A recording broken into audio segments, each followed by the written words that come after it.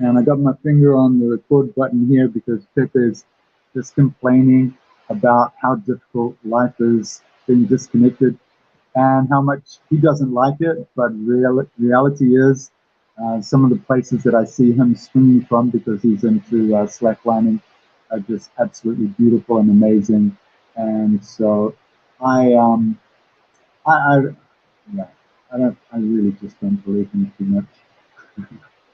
I know he's somewhere gorgeous. Okay, so look, we've got Dr. Hall with me here already. Pepe, I'm going to take my finger off the record button. If you are able to make it in, you're most welcome to jump back in onto the StreamYard. Otherwise, check it out on YouTube later on.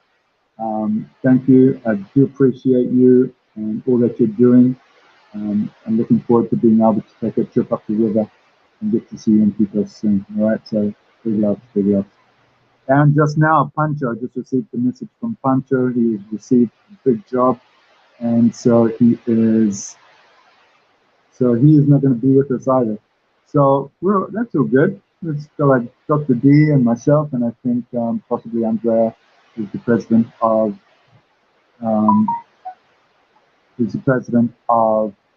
Chakras Foundation here in Buenos Aires, will be dropping in with us at some moment as well. So we've got a lot of devices happening here. Reverend Dr. Denise Burks is just saying that she dropped off or I dropped off on the Zoom call. Not a problem. StreamYard's got us sorted. It's looking very, very, very slim, very, very lovely. And a big welcome to everybody for this special session, AgriBusiness World Tour 2022. Today was all about, we wanted to touch on three really, really important, or the three legs, I guess, of everything that we're involved with, which is food, shelter, and finance. So Reverend Dr. Hall will, she's obviously got a large trajectory with regards to ashrams, developing ashrams, assessing sites for community economic development. So if I can get Dr. Hall back on board, I'd like to have her come in and kick off this slideshow. Really big day today. Just while we wait for me to find out where Dr. Hall is. Really very, very big day today. We had some great news with regards to the finance leg of this three-legged stool. We have a major player come on board with our ecosystem today, DB Swiss, which is one of the largest exchanges in the world. I think they currently do around some ridiculous figure like 250 billion euros daily over their exchange. And basically this is just testament to the TI of our system. What I mean by TI, well, IT, as we all grew up to know and understand, is internet technology. But we're working here over the blockchain. A lot of these new businesses, these agri-businesses, are being developed over the blockchain. And the blockchain is basically, can be best described as the internet on steroids. So I like to think of, instead of IT, TI standing for trust and integrity, which are two key components of everything that's been built over the blockchain. Dr. Hall, let's see what you've got. So I'm not exactly sure what's happening now. So let me have a look here. More private chat. I've got the Zoom. Yes, that's right. I cancelled Zoom and I'm here on StreamYard. So, and also live on my YouTube channel. So just while Dr. Hall is finding her way back onto the screen, what else? What else? We had a really nice, I had a nice moment yesterday coming to know a couple of key players with the Hemp Association. They're developing a really nice, large, cohesive community, and really that is what this AgriBusiness World Tour for my part is all about. It's a way of developing new contacts, connecting people further, so that we can bring people um, around to our way of thinking. So put it that way. My background is that I have been working in tourism the last 8 years with a bike company, Biking Buenos Aires, here in Argentina. And most recently, well, over the course of those years, I've come to meet a lot of people in different areas, which have become very close to my heart. Predominantly, all of them being sustainable businesses. So we might have the pleasure of bringing on board Andrea Veda shortly, who will tell us a little bit about her background with regards to agri-tourismo. For my part, agri-tourismo I think is a really, really important move forward for tourism. It's a way of bringing people closer to nature, for one, closer to people that are working with nature, and as a result, you're getting to understand a little bit better the culture and differences therein. So, back in Buenos Aires, our company purpose has been redeveloped over the pandemic, the period of pandemic, and for us, this cross-culturalism and bringing people across the cultural bridge towards a greater understanding has been really something that has motivated us to continue with what it is that we do and deliver the quality services that we do. So agri-tourism is going to fall nicely into this, and look forward to developing and promoting some of these products in the future. Now, moving right along, I'm still here, party of one. Let me just double check my messages here. All right, so I'm going to move right along. Let's see what happens if I push this button. If we get a change in the, this is interesting. It doesn't give me the controls for the slide underneath. How do I do this?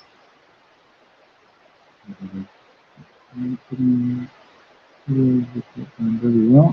Excuse me. Really good. And get out of big screen here.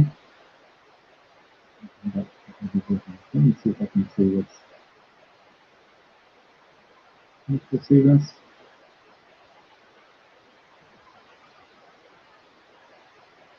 Okay, so I'm going to have to do backwards and forwards with this.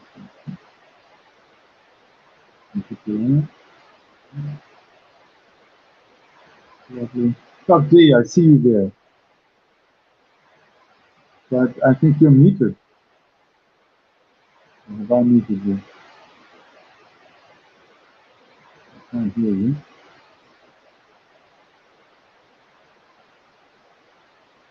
So let's have a look at the share button again.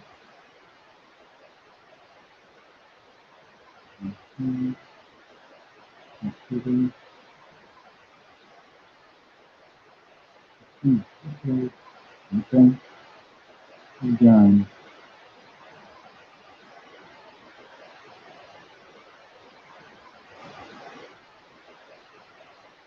Let's see.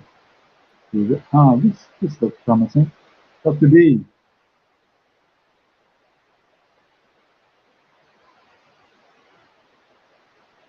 Okay, so moving right along, I don't want to waste anybody's time.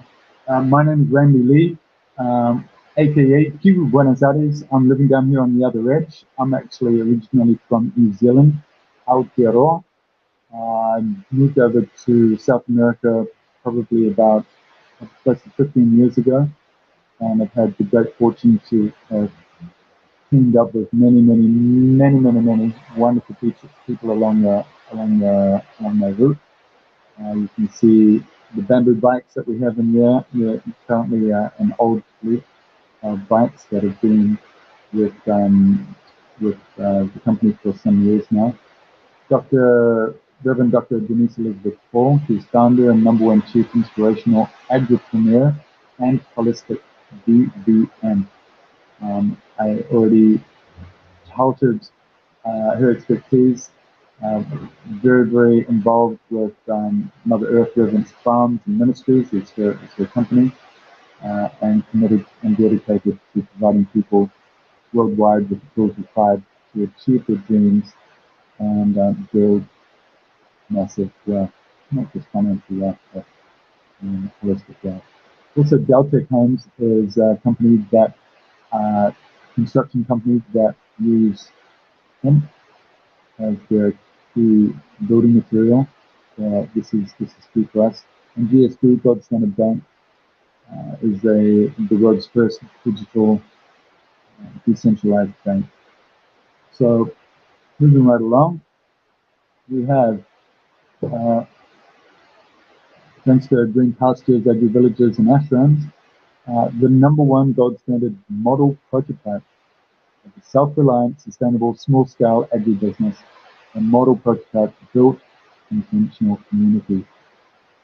This brief presentation, we're not going to cover it as in-depth as it comes across in the slides, but know that it is broken up into 3 sections. First being the call and vision. The second section is the 5 pillars, which talks about the animal production systems, hydroponics, food production, poultry and egg production, apiculture, beekeeping, and vermiculture with vermicompost.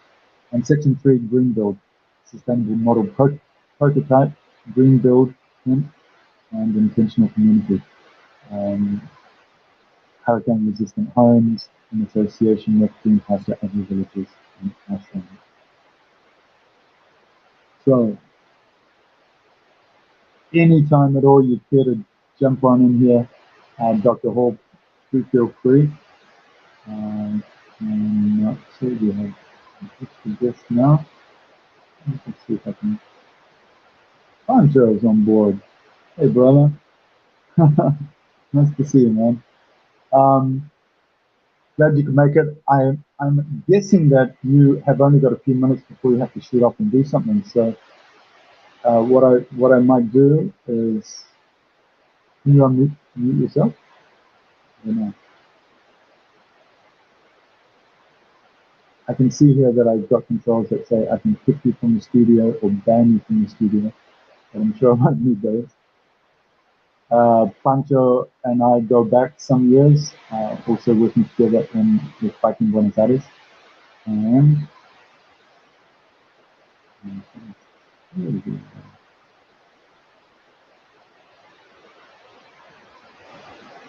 you have a microphone? Yeah? Can you hear me? Okay. Can I hear you? Are you muted, maybe?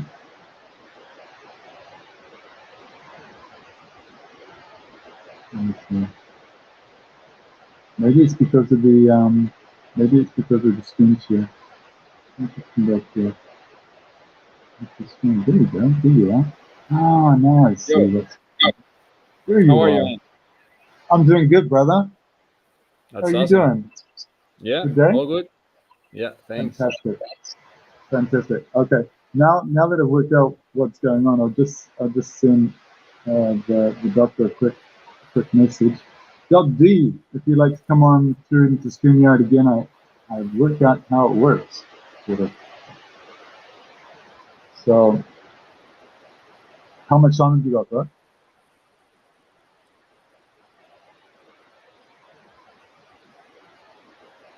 Pancho? Sorry. What did you say? How much time have you got? I think I have like 40 minutes. Perfect. All right. That's gonna flip by really quickly. Really, the first few moments, I've just been introducing a little bit about the. Can you just try this again? Bear with me. Let's see if we can. See if I can keep us on board here. Keep it on screen and share the screen. Up through here. Rob D, welcome back.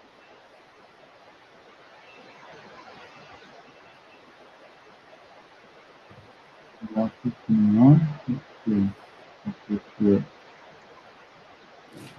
Great technology, I love it. So please, can you Hello hear me there. Are you okay? hearing me now? I'm hearing you now. It's amazing. Can you hear me And now? Okay, it I'm says seeing a lot of you you can as hear well. me. Oh yeah, I'm seeing a lot of So me. Mhm. how about now? See, we've got a friend. Yep. Yeah, There's still Pancho, I'd like multiples to on the screen.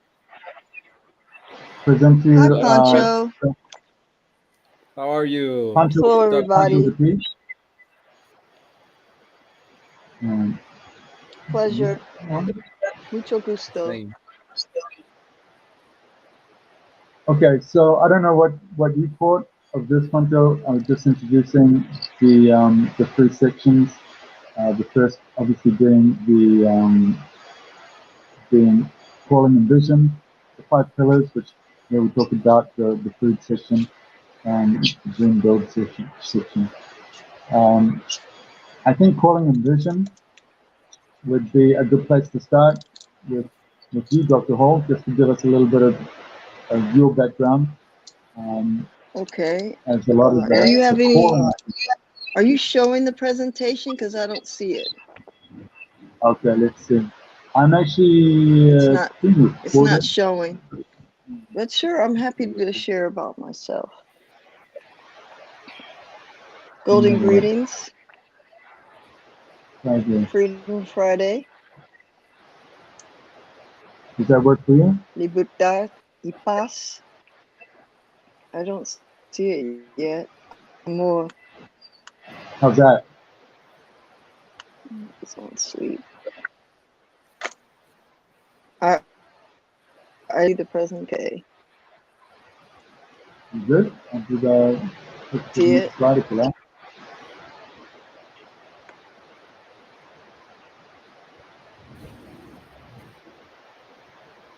Can you read that okay? Happens sometimes. Yeah.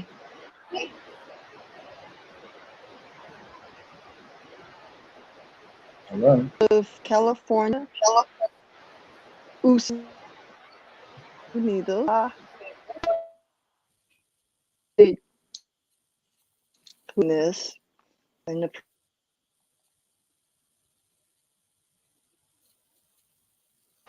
appreciate you. Breaking up just a little bit there. Yeah. Seems like there's not so good connection. I hear you perfect, Pancho. I think Yeah. California is suffering a meltdown. Yeah, she might have some connection trouble, seems like. Okay. So what I'll do is, because you're frozen at the moment, Dr. Hall. So I'm just going to go over what is Green Pasture Agri-Villages Ashrams. It's all about self-sustainable agri stewardship. Carries forward the combined and integrative legacies of Dr. George Washington Carver, that is self-reliance, sustainable agriculture. He was from Tuskegee University. Reverend Dr. Martin Luther King, uh, that is the beloved community of the Southern Christian Leadership Conference, and Dr. Vandana Shiva and Reverend Dr. Leon H. Sullivan, of Global Citizenry, Christ Consciousness and Spirituality at the International Foundation for Education and Self-Help. Lots of wicked people. So Mother Earth Reverent Farms and Ministries is a company that was formed by Dr. Hall. It's a project concept that birthed from the energies of Mother Earth Reverent Farms and Ministries LLC, or MERC. The two main focus are self-reliant stewardship for sustainable wealth, and secondly, self-reliant stewardship for sustainable living with diverse and indigenous 21st century agri-business cottage industry platforms. So for the Spanish speakers, like you, Pancho, that translates to, how would you say stewardship.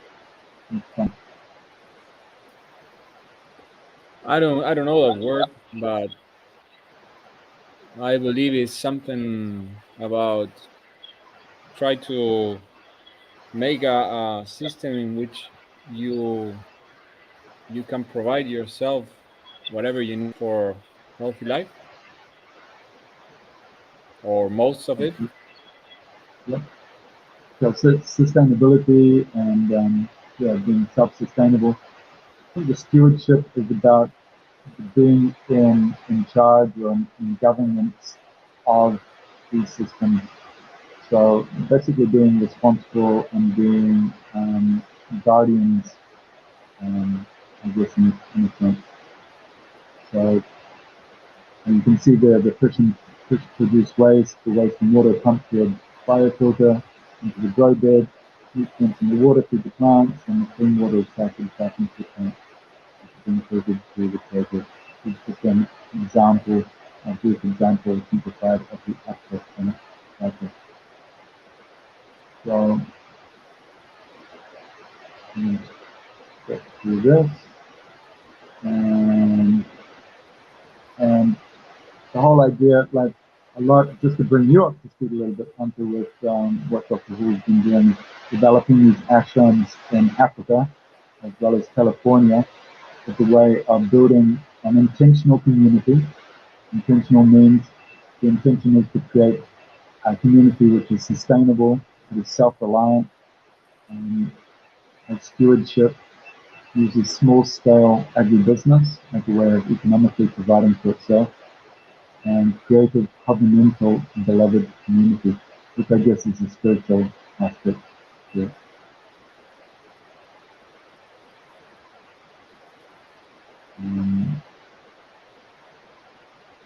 So of course the idea is like these agri enterprises aim to be carbon negative, small scale, zero waste, zero debt, and green and sustainable. Self-sufficient, because a lot of these places in Africa or other remote places like in the interior of Argentina, for example, they are remote and they need to be self-reliant. So using model prototypes which serve local villages and neighborhoods and communities.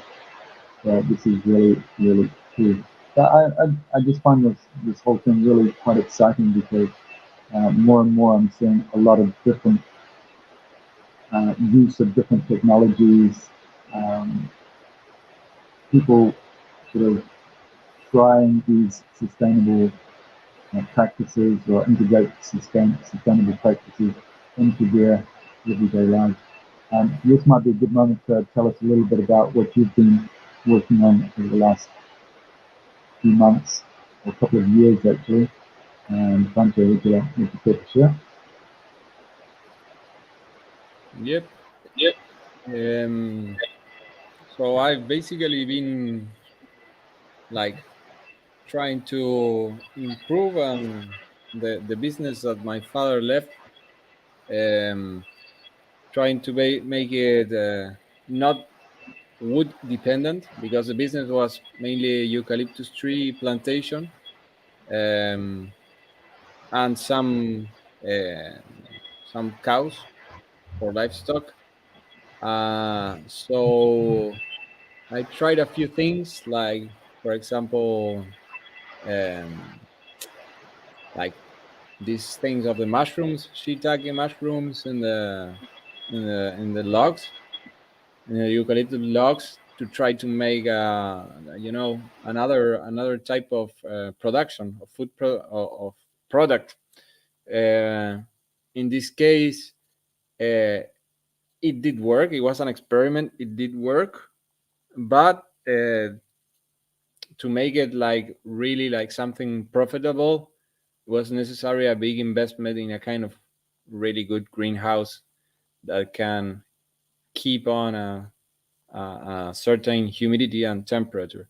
So that's why I didn't kept on going with that, because it meant investing a lot, and I didn't have that to do. But anyways, the experience, and at least I made the experiments, and I know that they can grow on the eucalyptus tree. I just need some more resources to do it. Maybe more people in the chain, because there's nobody doing it. So, like, I don't know, in the States, in California, a lot of mushroom growers just buy the mycelium.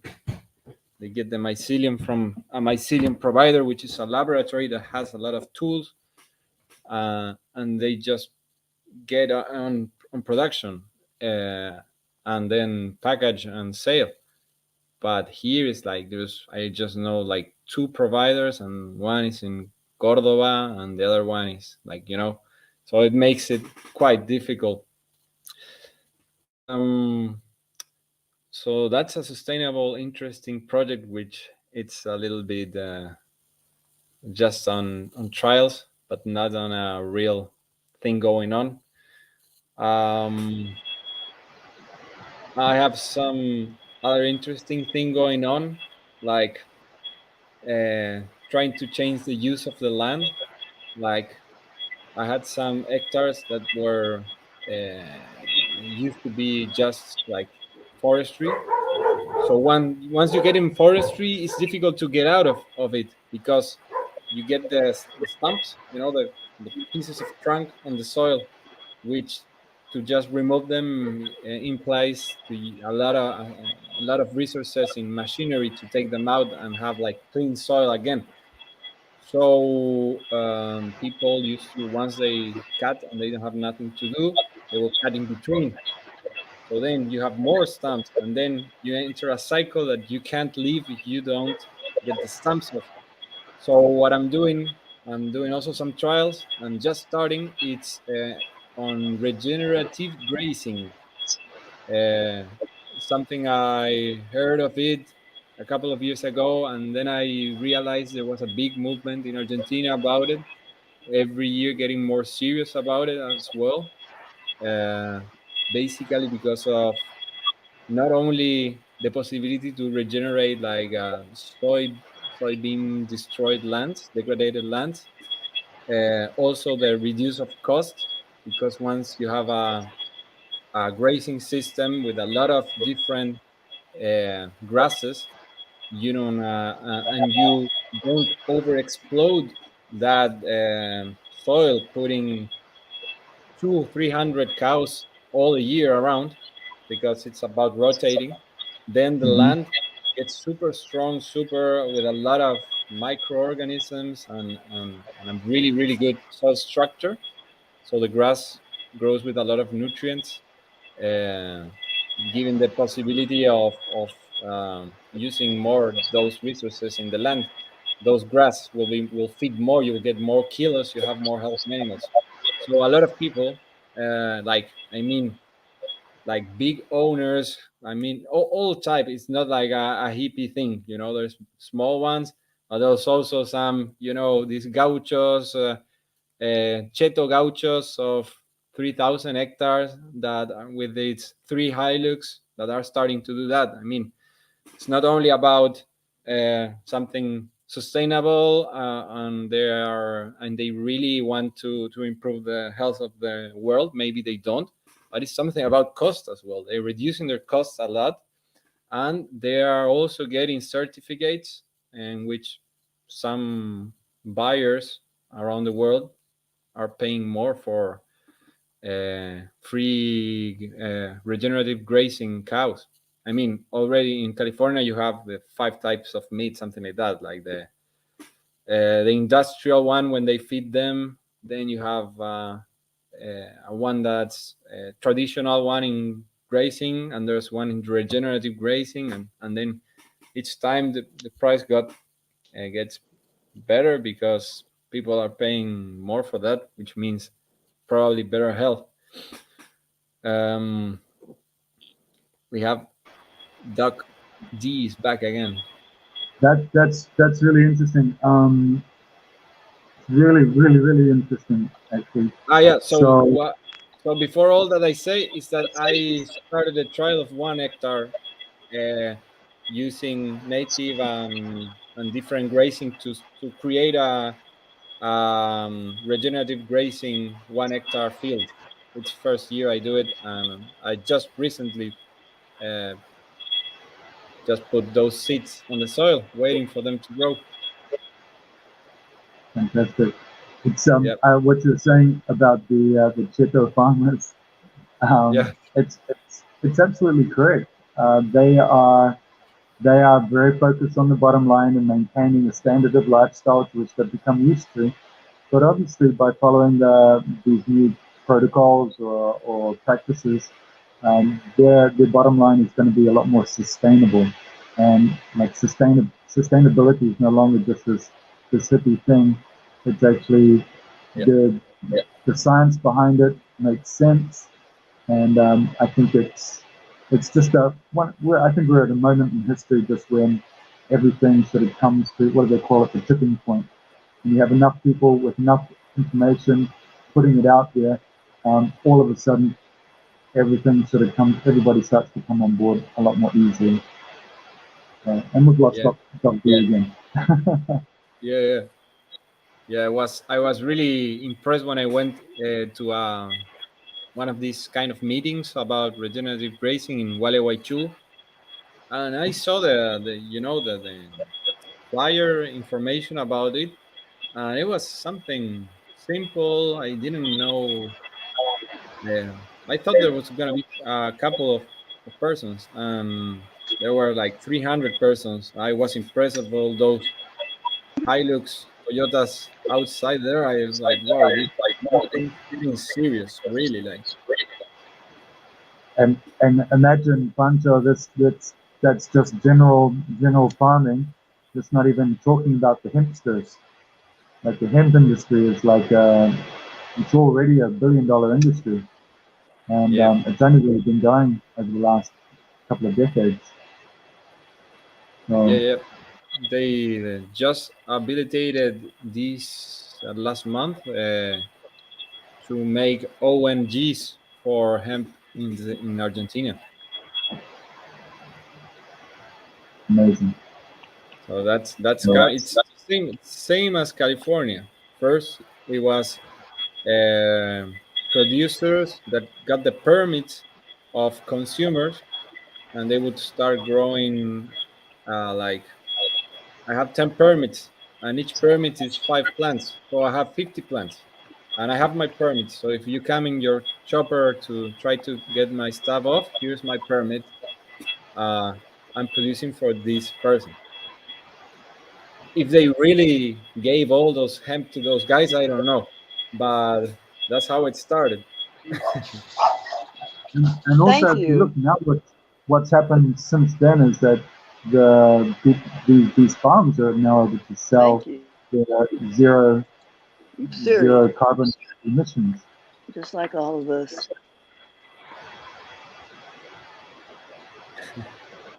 Go ahead, Dr. Holmes.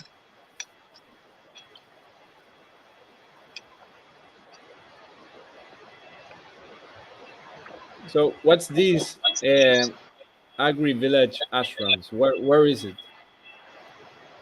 AgriVillage Ashrams. It's a global venture. There is one operational in California. I'm not sure if you're muted, Dr. Hall, or if you're uh, predisposed somehow. Maybe you'd care to jump in here and give us some background on that ashram, on the AgriVillage Ashram. She's No, muted. yeah, I think you're muted, Dr. Hall. You're All right. definitely there. I heard her talking to Red Fox, the dog, basically. Anyway, so the greenhouses, AgriVillages in Ashram, basically she uses this, I think it's a 5 pillar ecosystem. Um, the idea is that exactly what you're saying, Pancho. Like you assess what you have, you think about where you want to go. So we're talking about purpose, and then you work out, okay, what are my options, and then you're working towards the different viable options. So, for example, I was out in Pilar recently in province of Buenos Aires, looking at a property out there to possibly start an ashram, and looking at it was like I think it was less than a hectare. Okay, what can this piece of land support, or what can we use, or what can we grow here and develop to be able to, as a base, as an economic base. So the options would be possibly hemp or maybe lavender. Because lavender is a crop, we can harvest and use for essential oils, for hemp products, on a smaller scale, perhaps CBD, but I'm thinking more for like for textiles use than So it's actually a village where there's people living there. It's near a city, near a town. It's in California. That's all I can tell you.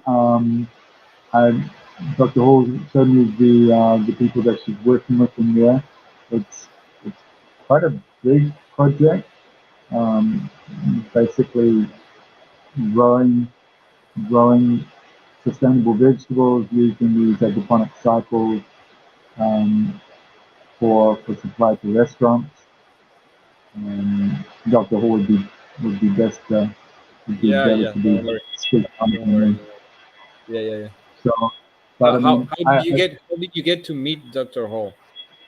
Dr. Hall I met through Wealth Builders Worldwide, which is an organization, a global organization of entrepreneurs and business people. And really, there's like over the last couple of years, I've, I've come to know some of these people more than others.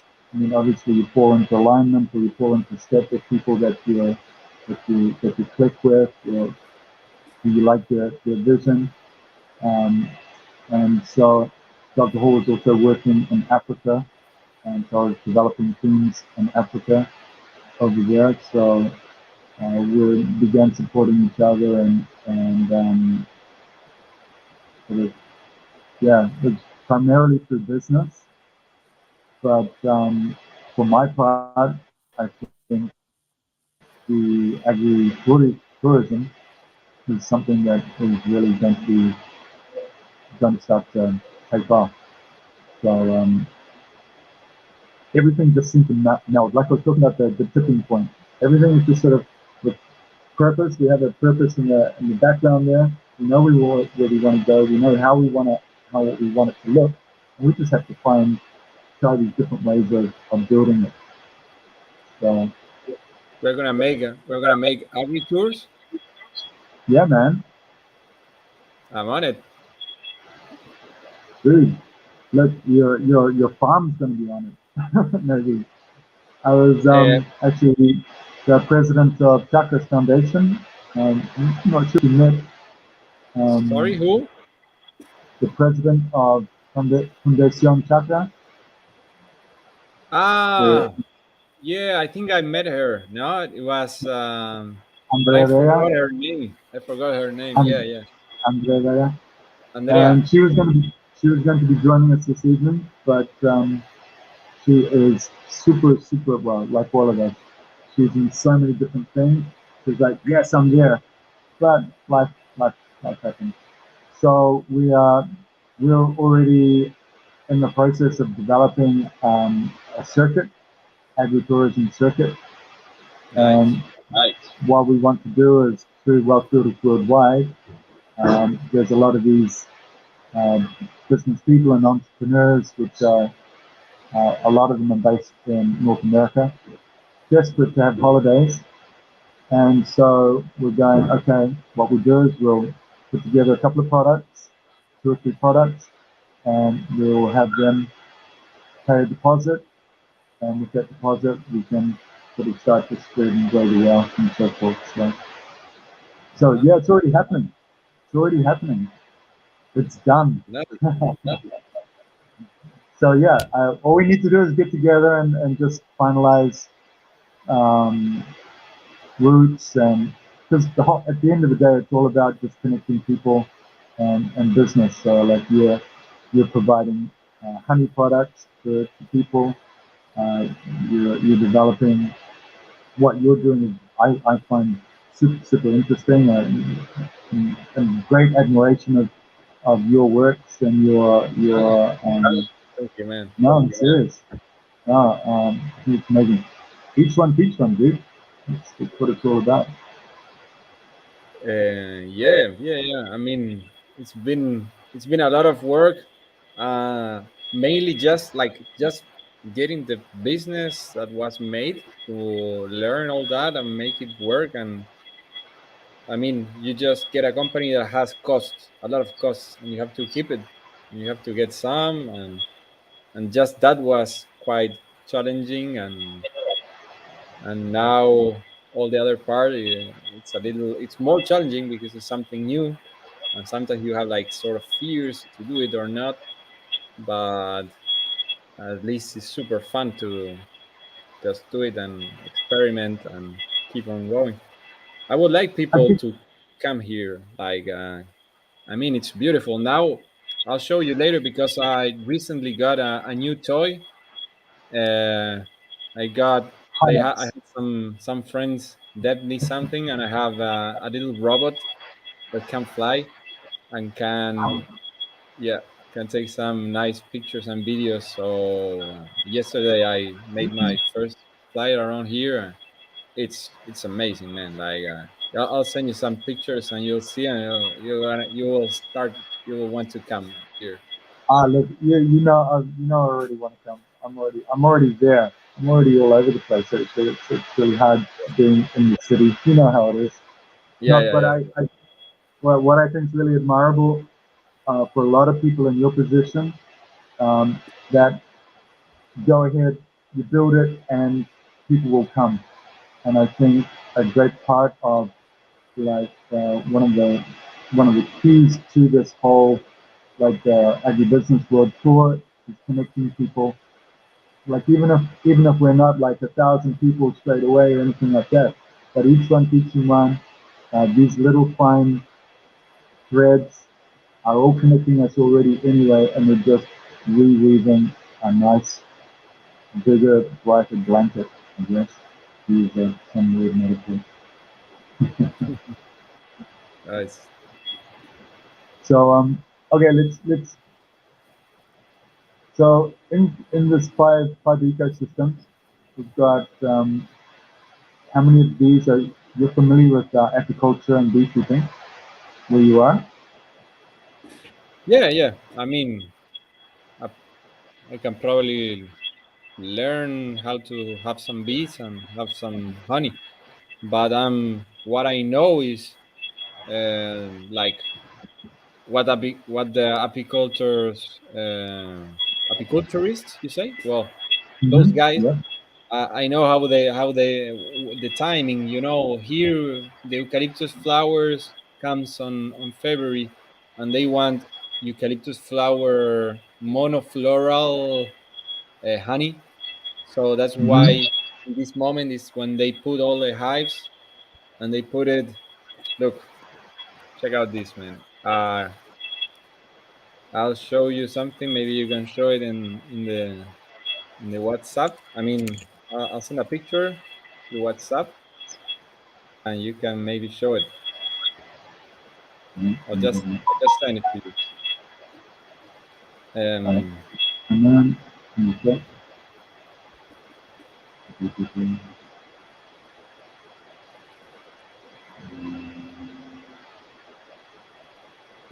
so that picture, if you get to show it, it's interesting because I just took it with the drone, and it's Hmm.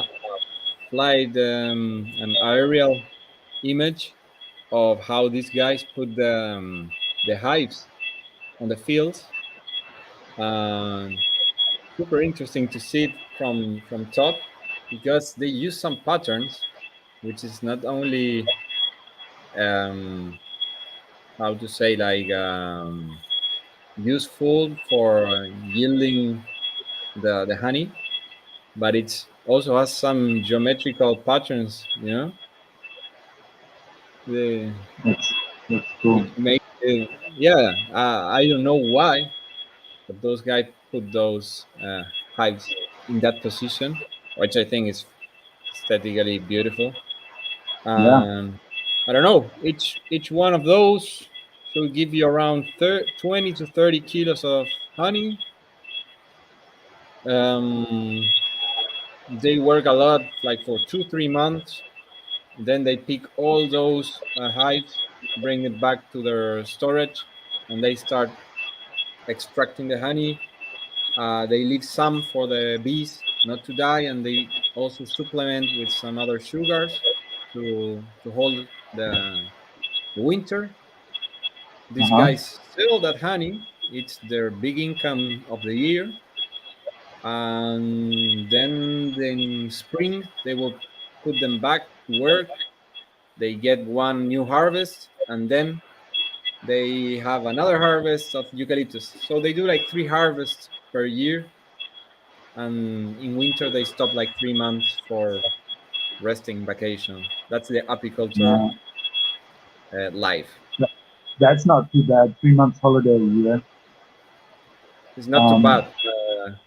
Um, from yeah, from a and community. I've seen they do quite well. They are, seems like honey is profitable thing, and also I mean it's natural sugar. I mean, I since I am 16 years, I stopped putting sugar to my food. Just honey, honey, honey, honey, always. I know it's That's why different, your gives some skin is so flavor, beautiful. but yeah, I mean it's awesome. So what I'm doing is to these guys, this is in the farm. So I would they would pay me for each one of those, but I told them don't pay me, give me honey. So Yep. instead of giving me money, they give me the 300 kilos big tank of metallic. How do you say the Mm, 300 the 200 liters or 300 kilos? cylinder. Yeah, the cylinder, the industrial cylinder, and I send them to Buenos Aires.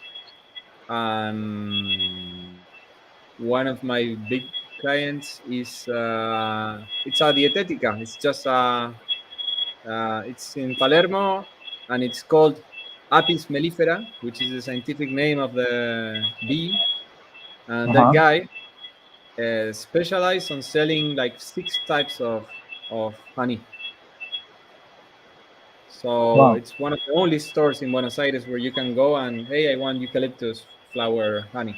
Hey, I want So, grazing honey. so I want um, avocado honey. I don't know. He has like 5, and one of the star ones is the eucalyptus. Is one of the most sold ones. The so one this is I an sell. interesting. That's an interesting subject as well as white labeling products because you obviously know the region really well where you're getting the honey from. You know the types of obviously whether it's eucalyptus or if it's manuka or I'm not sure how you say manuka here. Um, Manuka, that's from New so Zealand. yeah, I tried that. it's a real It's a deal. good one. It's really good. And so is he labeling? Is he bottling it himself and putting his shop label on it, or do you have a brand or mark that you are distributing it through? No, I just, I mean, that would be awesome, but um, I tried alone. Remember in biking, I was selling the kilo ones.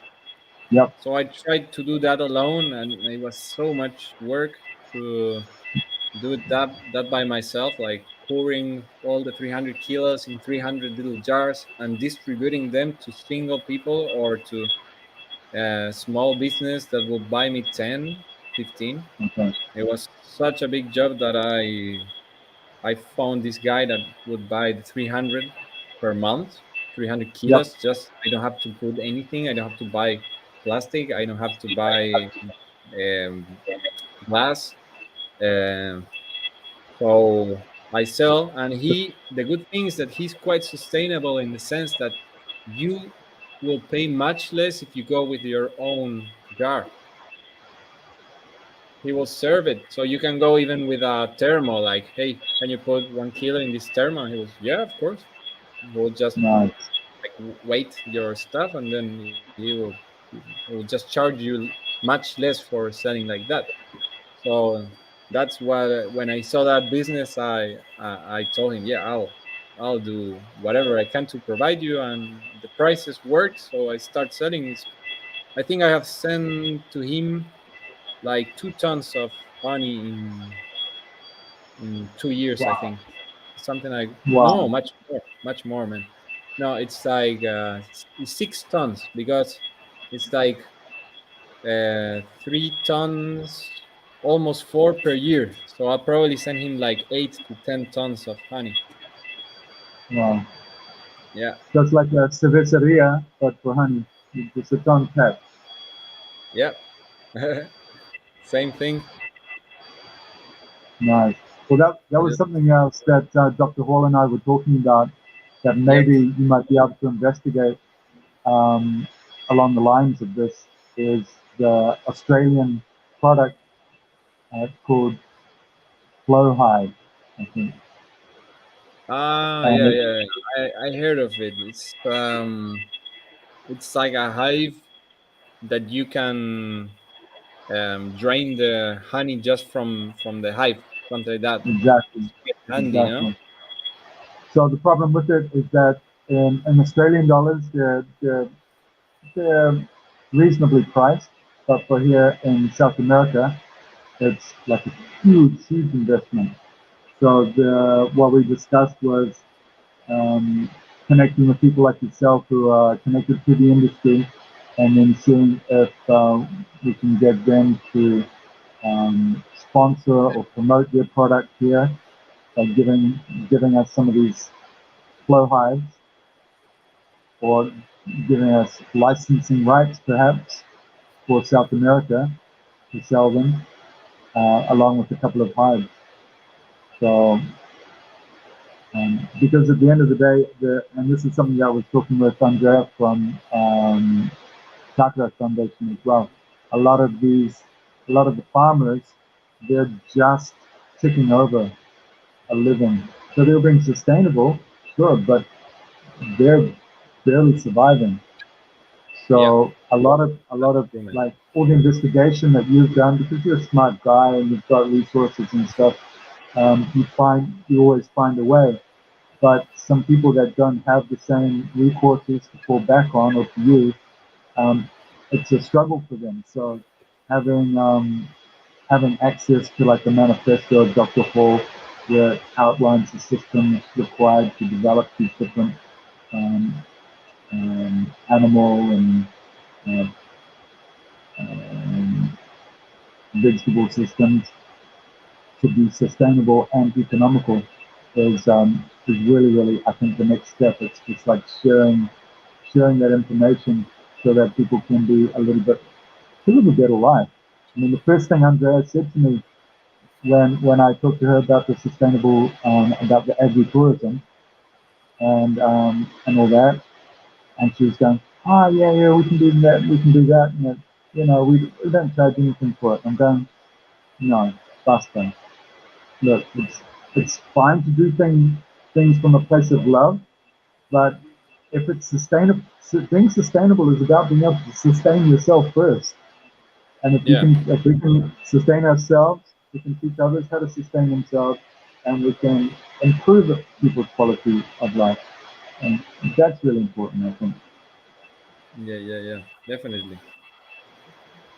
The thing Cool. is how to get to share that, just connecting people, no? Making this kind of reunions. Exactly. And just connecting people to the information that's already there. So I think I've been on panels, StreamYard panels before internationally with people from Asia and Micronesia and America and it's really interesting this cross pollination of ideas and experts or non-experts. Um, everything adds up and everything has value and if we keep at it, it's just a matter of letting people know that it's out there, and I think that's the key. Letting people know that there are sustainable houses being built that will withstand a hurricane. So instead of Haiti every year rebuilding little grass huts that they have to rebuild every year after every hurricane season, they're using Deltec homes which are hurricane proof. So the information that, as you and I both know, the information is out there. It's just a matter of disseminating this information. So I really appreciate your time and being on this mini panel Yeah, thank you, man. because I see it growing. It's huge. It's already huge in my mind. You realize we're finishing in Nigeria this world tour, and Sorry, before we sorry. get, we're finishing this world tour in Nigeria. I think in Really? Nigeria. Yeah. So between now and May 7th, we have quite a few other of these types of sessions planned. So It's just if you think I can join, just let me know. Maybe I can just like even hear whatever you're talking about. absolutely, I'm really open to whatever it means information, farms, business. I'm always up to new ideas. If I have the time, or I mean, if I know this with some days before, I can organize. So it will exactly, be awesome, man. exactly. I mean, Yeah. I know I But just whatever reached you out to you think today. whatever you think I can add to give ideas as well. I mean, um, I will be happy to help with that. Perfect. Well, most appreciated. Look, Yeah. dude, we are coming up to 1 hour, so 56 minutes. Um, Perfect. I think it's a good moment to what's being shared here at the moment. Not much. Let's see if I can find something to finish with.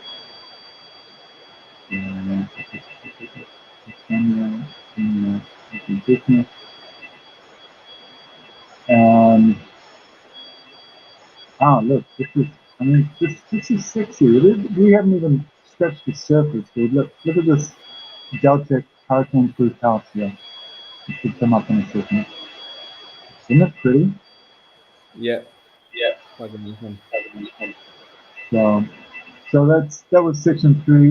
We hope to be able to plug in and get some of the hempsters along next time. We can talk a little bit more about the green build, the hemp. Um, that we have time. We have time. The Global Hemp Association vision.